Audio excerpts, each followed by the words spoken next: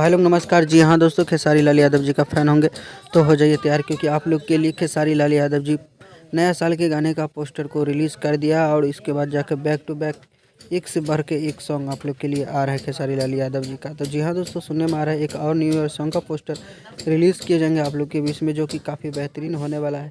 तो रहिए तैयार।